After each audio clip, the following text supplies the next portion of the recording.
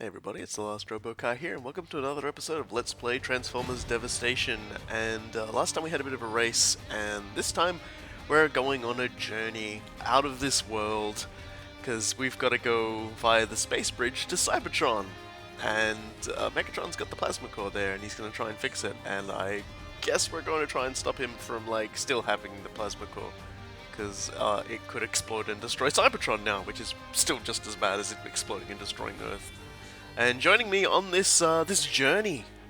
I'm cool guy here, but I had something for this, but now with your intro, Robokai, I'm just imagining this entire episode as a night at the Roxbury. And I'm Orv, and this week I'm going to eat roast beef while recording this commentary because time holds no meaning in my life anymore. Just roast beef. Just gonna pile it into his mouth. Dude, I wonder which stout I can get that would go best with that. Now I gotta go find beer. Cool guy's an alcoholic. While Cool Guy goes and tries to find beer, let's hop onto the space bridge and make our way to Cybertron.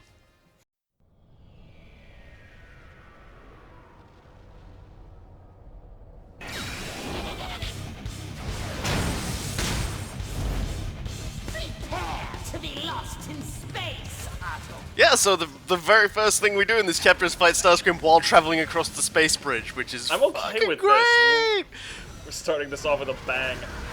This is such a weird fight too, because essentially there is no ground. The camera angles, your angles, Starscream's motion, everything is just on crack. It's really hard to tell distances. It's really hard to tell where you are. He goes beneath you when he's flying, it seems. Yeah, just welcome. I can only assume the entirety of the background is rotating because that's the only way I can sort of fathom how they're making this just so bizarre.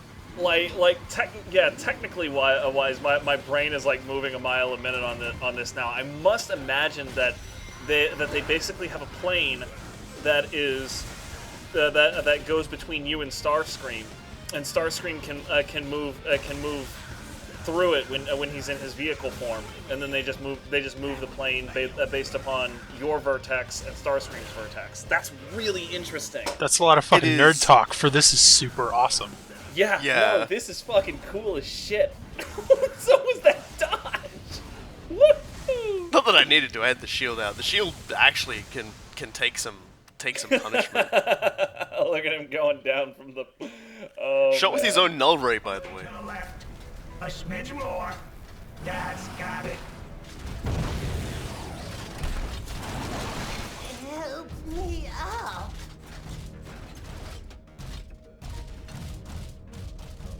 Will you never learn, Megatron? Annihilation of an inhabited planet is not what our ancestors wanted. How little you really know.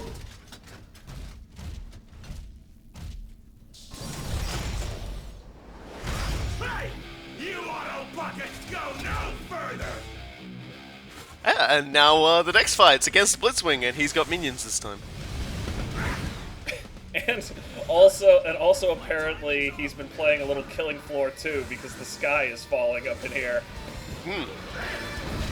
He's so there's nothing different about this except that shield guys absolutely just get in the way and are a major distraction. Yeah, he did an awfully good job of trying to capitalize on the opening made up by his minion there.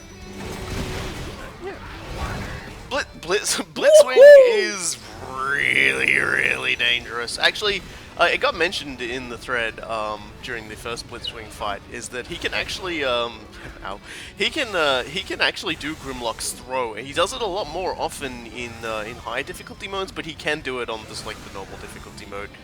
In practice, it was the very first thing he did, so Wheeljack got his face kind of ground around. It's okay, he deserves it. Good lord! Yeah, I'm trying to get rid of these guys because they're in the way, and Blitzwing is just taking advantage of it. Yeah, he's. I mean, I said this once before, but I mean, I don't know if this is something they specifically coded into his AI or if it's just a happy accident. But man, does he do a really good job of capitalizing. He tends to do those cannon shots in twos, which is interesting. But Did he just do a burnout as a tank? Yeah, that's actually a move that Megatron does in tank form as well. Owns! This music reminds me of the golf game that used to come with Windows from like 98 through XP. Oh man, I remember that game. It took Like me it a just second. like it just had some real soft like alt rock going on in the background. Maybe a little jazz in there. And it was a fucking awful video game. I played like 200 hours of it. It's a little bit like Chip's Challenge. You know what I mean? That game was another game that was pretty objectively bad in basically every way you can possibly think of, but anybody who played games back in the Windows 95 era has played like 1 billion hours of that game. Worth noting, actually got a stun, thanks to using Menasau's sword. That was sick as hell, the like burnout all over his corpse.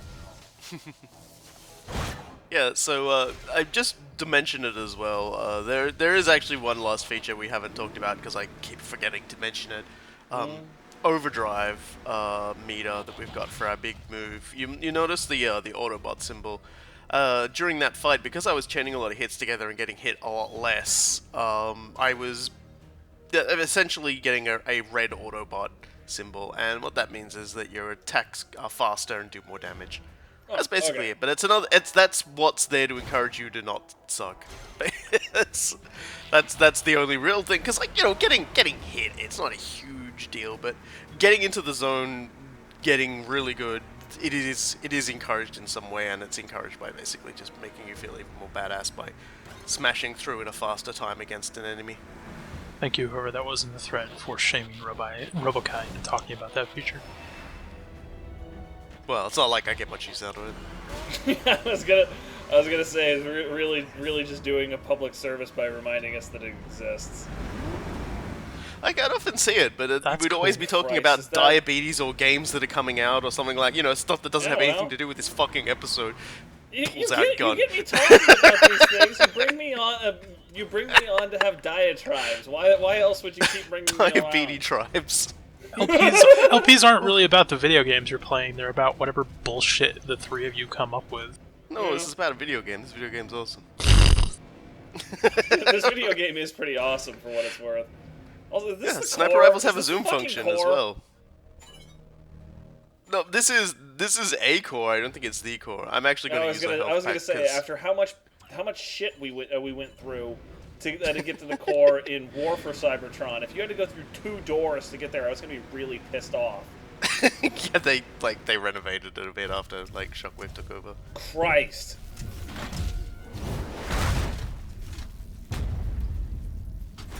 Welcome to Cybertron. You're beyond it. Now, welcome to Cybertron and welcome to the Shockwave boss fight. He is crazy as fuck. He does a lot of really long range weapon attacks and likes to get out of the way. You can see he does a vertical version of that slash and a horizontal version of that slash, and the big transform into the laser gun and slap you attack is another thing. He's kind It of stuns reminding me you. of Gemini Man so far. Well, now we're playing with giant reflecty thingies. Oh, this owns. Yes, so Shockwave does a lot of really cool stuff, and he whiffs a lot less than he does in like the cartoons, which is nice. He also does something that that a lot of people wouldn't be aware that he can do, and it's also, this is really cool. You can actually block most of his ranged attacks with Wheeljack's shield. Check that out. Oh, that ruled. That's cool. Now, here's a This is all function cool. that, here's a function that you probably didn't know Shockwave had, but apparently he does, and it's like in a really obscure piece of information, is that he can make clones of himself. Man, I was like literally was just talking about Gemini Man. Damn it. Yeah. Like I was biting my tongue.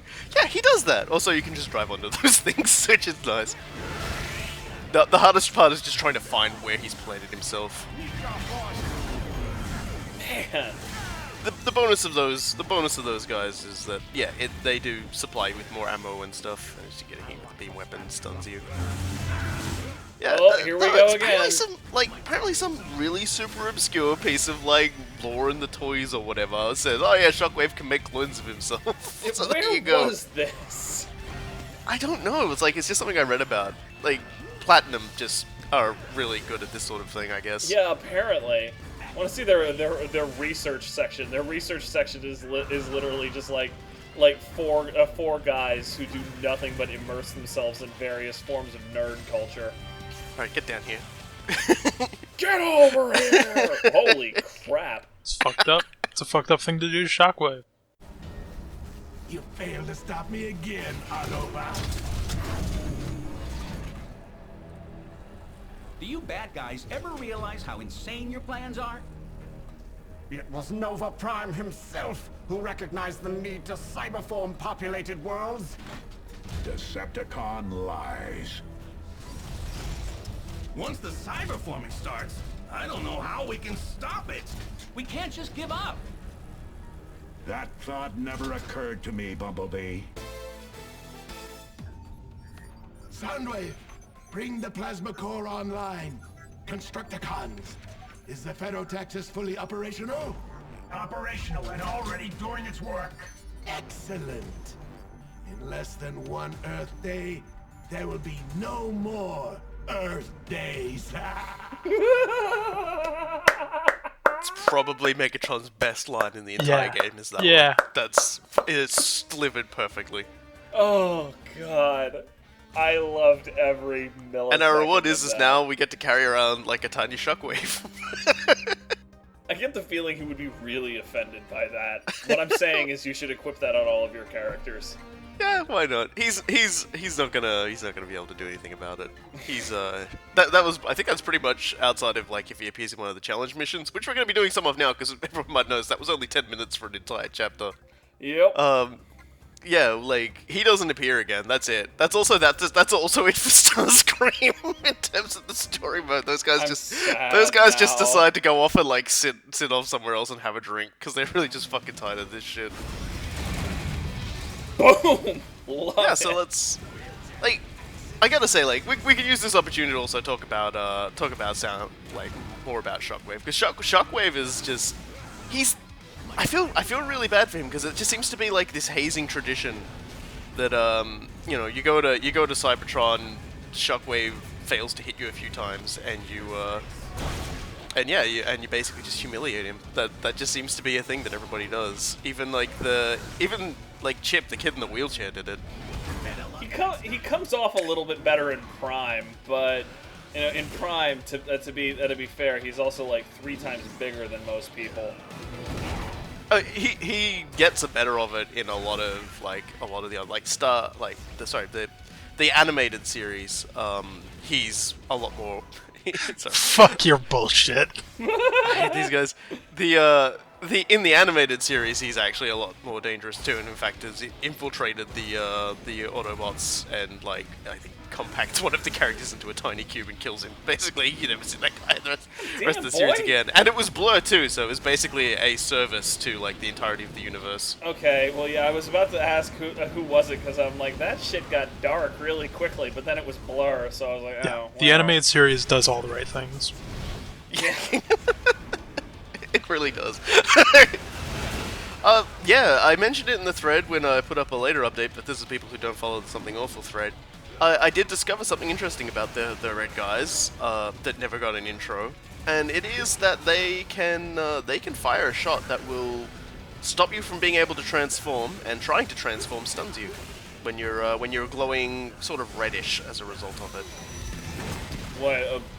Is this some sort of jamming ability or something? Yeah, more or less based on an episode of the Transformers Generation 1 where taking part in a charity race of some description or something like that, the Decepticons, like Autobots were taking part in it, the Decepticons activated some sort of beam that basically locked everybody in their car forms, and I think actually Wheeljack had to save everybody. And then they didn't really do anything with it. They just kind of watched them. Oh, they Generation 1 was basically, really dumb. I think they did the usual thing they do and say, hey, we've captured them now to like gloat about it for forever. I think they just kept making them race while the Decepticons bullied them. That sounds incredibly Decepticon-y. So I'm actually okay with what you're describing here. Yeah, it's like just like I like that episode just because it's such a silly concept, but it does a pretty good job of like highlighting some of like the ways that Transformers can just mess with each other. Stun the big guy again. I've actually got like 2 weapons on me that can stun people. I've got Menasau's sword, and I've got the Null Ray for Starscream's Null Ray. Man, you are demolishing this group. That was poetry in motion. It's what we'd like to see more of. Well, unfortunately, the Seekers with their stupid flying shields and nonsense are here, so good luck with that. Honestly, I'm okay with it being relatively rare, just because this way the poetry in motion doesn't get overexposed. Also, yeah, getting a lot of punches in. It is a nice little move, that one. Shield guys are just so annoying.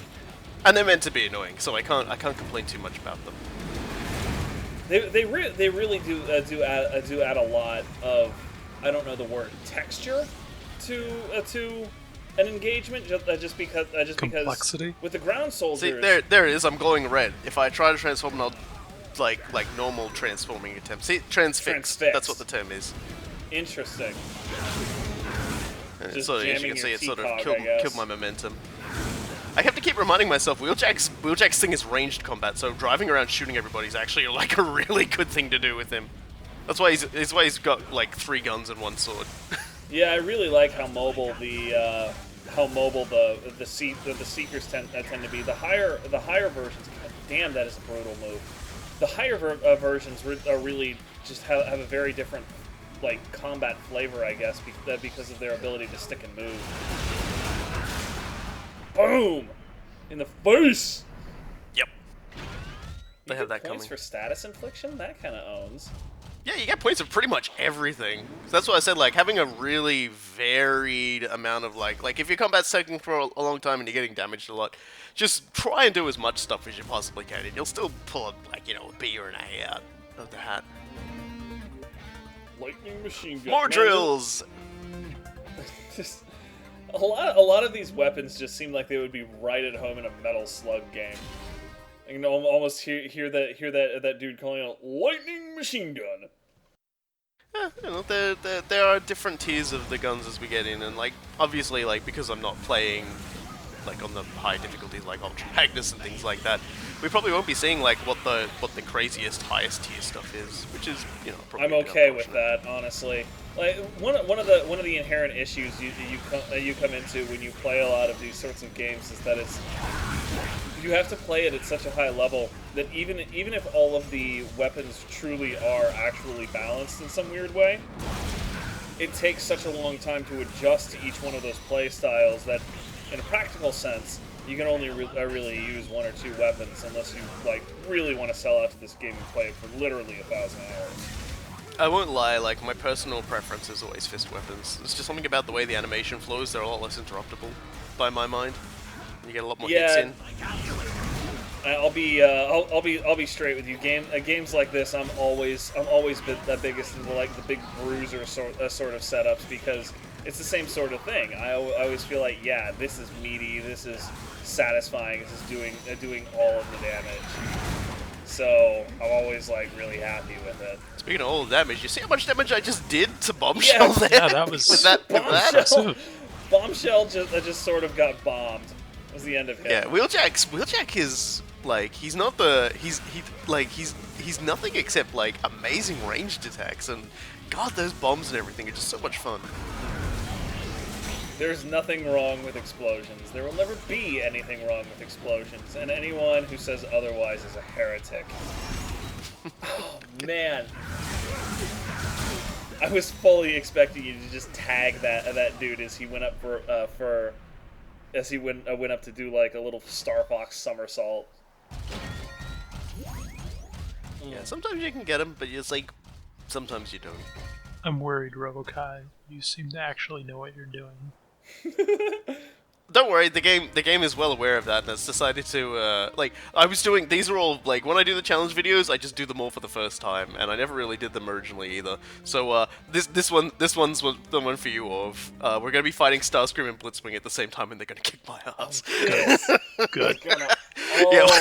I need this. You'll be defeated by the hand of a truly great Decepticon! No, it's Oh, not. is that nice for him to say that about It's Blitzwing? Obviously, Blitzwing's going to be a major problem here. Starscream can be a bit of a problem, but getting shot by Starscream from behind is still a lot less painful than getting shot by... Blitzwing from the front. Yeah. Oh man, that parry chain, beautiful. The shield just works.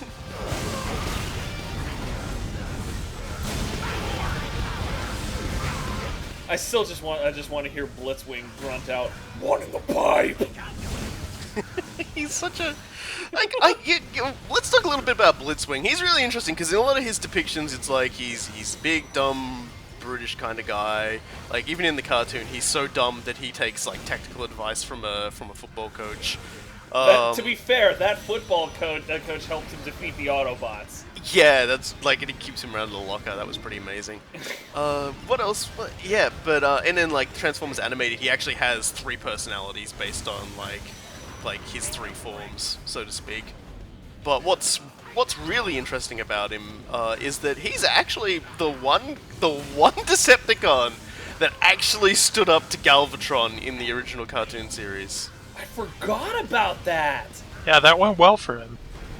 In the end, he gets banished from the Decepticons for it. But basically, at the time, oh man, I'm actually forgetting their names. You know those dumb egg guys with the 3 heads? 3 faces. I know which one you're talking about, but the names Man, are I can't believe I'm escaping me, forgetting too. their names. At the Yeah, moment. I don't... I'm sure the thread and everybody else will know it. Yeah, no, the thing is that I don't think I'm going to be able to look up weird 3-headed egg guy in the TF wiki, so I can't even I go dare look you it to up do right it. Do it.